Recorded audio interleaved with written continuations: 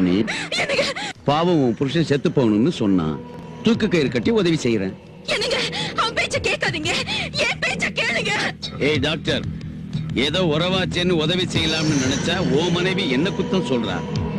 ஒரு வாட்டி உன் மனைவி காதுல விழற மாதிரி நீ ஏன் செத்து போக நினைக்கிறேன்னு சொல்ல.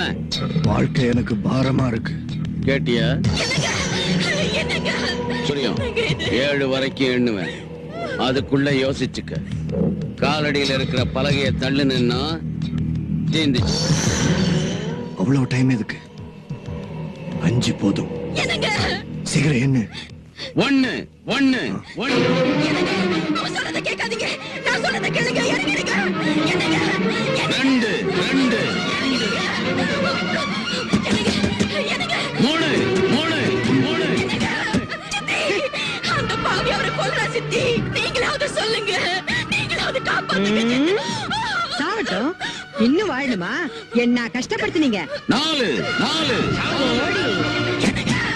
5 5 5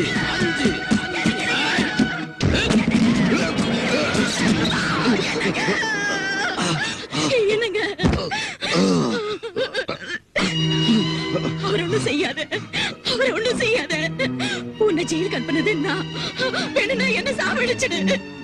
நீ முழங்கால் மண்டியிட்டு என் முன்னால வணங்கி கையெடுத்து கெஞ்சி உனக்கு என்ன வேணும்னு புலம்பி அழுது நீ கேட்ட அன்னைக்கு எனக்கு என்ன வேணும்னு சொல்றேன்னு சொன்ன நினைவு இருக்கா? இப்போ இப்போ உனக்கு என்ன வேணும் சொல்லு.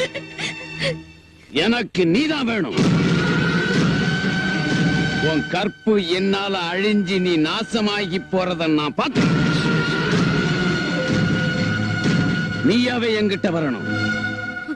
என்னால அழிஞ்சு போன உன் வாழ்க்கையை நினைச்சு உன்னை நீயே வெறுக்கணும்.